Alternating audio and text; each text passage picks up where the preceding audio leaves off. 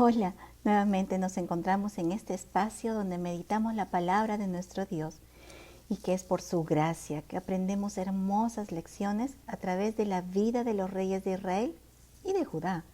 Sigamos escuchando la voz del Señor porque hoy veremos el libro de Crónicas, capítulo 29 del verso 3 hasta el 36. El Señor nos bendiga, nos hable y apliquemos esto a nuestras vidas.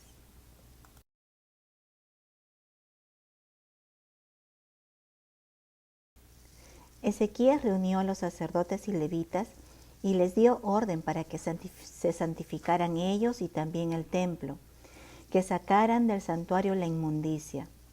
Qué terrible, Acaz llevó a tal contaminación el culto al Dios verdadero dentro de su templo. Y qué terrible, más aún, que los sacerdotes y levitas se prestaron a esto.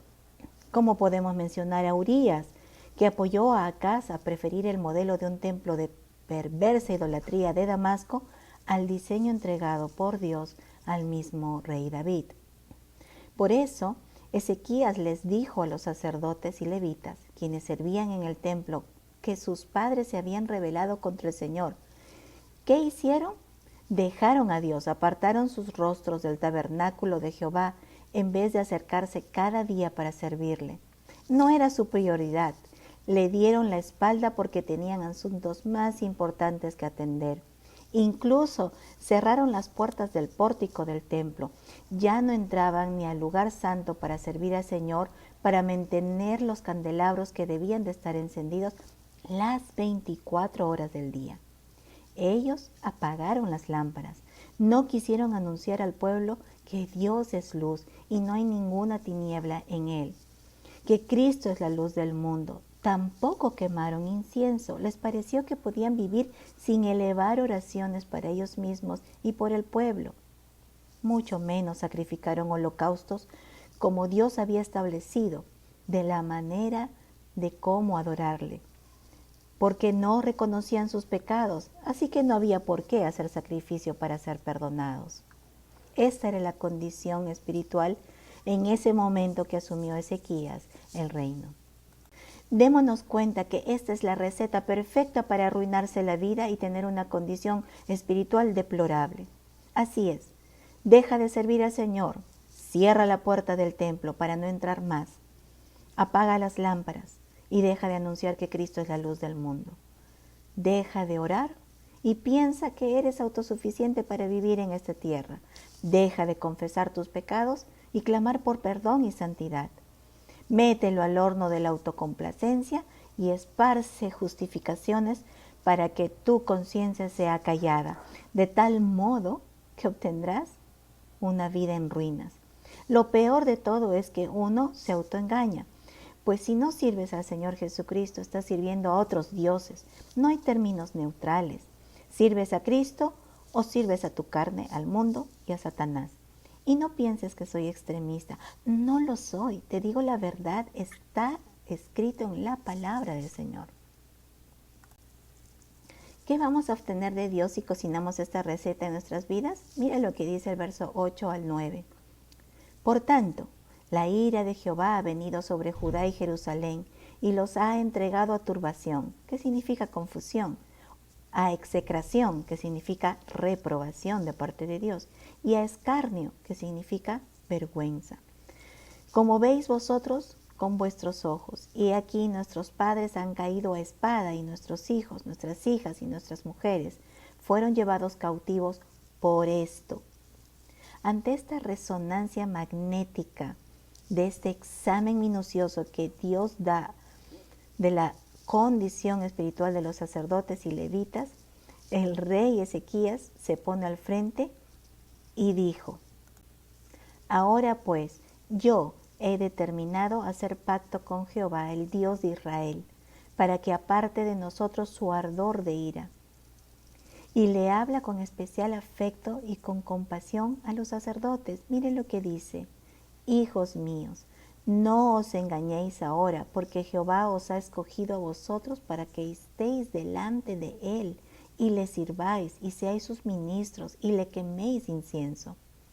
Les anima a retomar lo que les encomendó el Señor, ser ejemplo y ser guía para su pueblo. Les está diciendo, en otras palabras, ustedes sirvan al Señor y oren, han sido llamados para ministrar al pueblo de parte de Dios.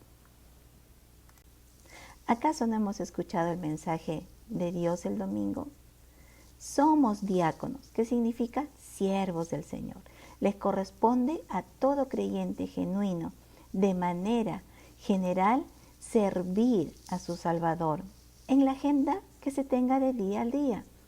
Les podemos servir también de manera específica con el don que el Señor te ha dado para edificar a su iglesia y para proclamar el Evangelio. Y también otra manera de servir al Señor es de manera oficial, por cuanto se te ha encomendado un encargo de cuidado con sus ovejitas. ¿Algún creyente se exime de servir a Cristo? No, la pregunta es, ¿estás sirviendo al Señor?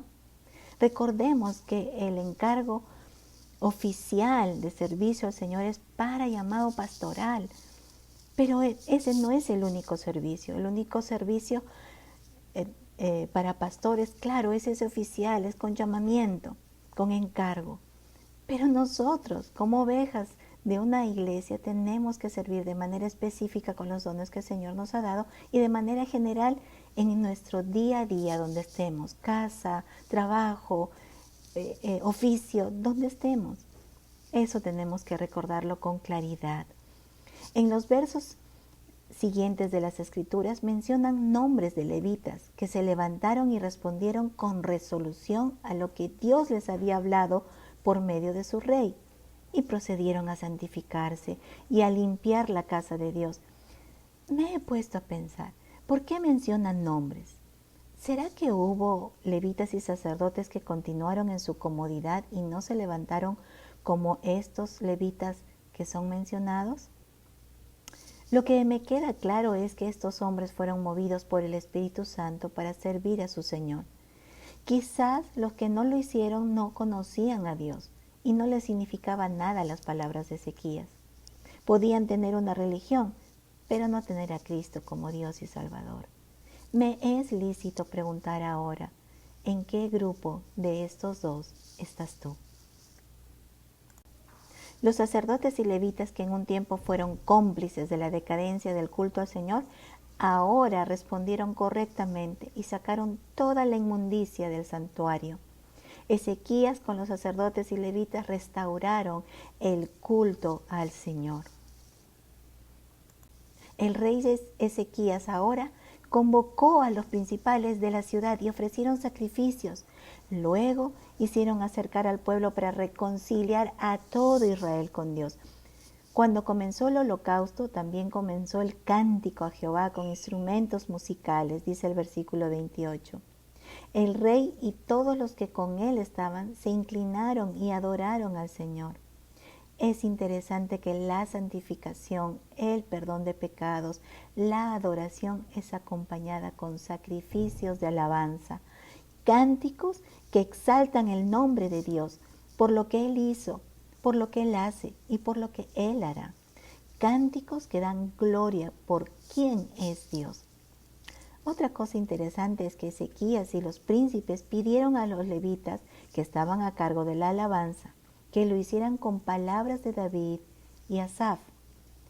Ambos fueron compositores inspirados por Dios. Los encontramos en los salmos, sus composiciones. Es que la alabanza debe estar basada en doctrina, en la escritura, para no ofender a Dios con alguna herejía que puede sonar bonito, pero no tiene nada que ver con la verdad de Dios. El apóstol Pablo enseña que debemos orar y cantar con el entendimiento. Dice en 1 Corintios capítulo 14, verso 15, ¿qué pues?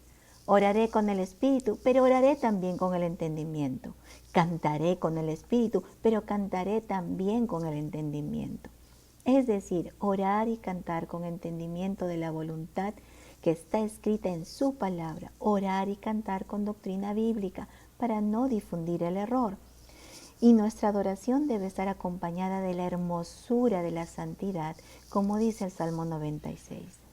Adorad a Jehová en la hermosura de la santidad. ¿De quién? De su pueblo, de aquellos adoradores. Tienen que alabar al Señor, adorar a Jehová en la hermosura de la santidad, para que ese sacrificio de alabanza llegue con olor fragante ante la presencia del Señor. Y este despertar espiritual, ¿qué produce en el pueblo de Dios? Miren el verso 30 al final. Así es estar a cuentas con el Señor.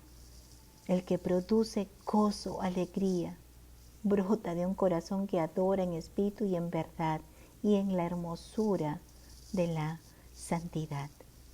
Escudriñemos nuestros caminos, nuestros pensamientos y volvámonos al Señor para que en santidad brote gozo, alegría y un espíritu de adoración en la verdad, para un Dios que se merece, que es digno de toda gloria y de toda adoración y alabanza. Nos vemos en la siguiente lección. El Señor las bendiga.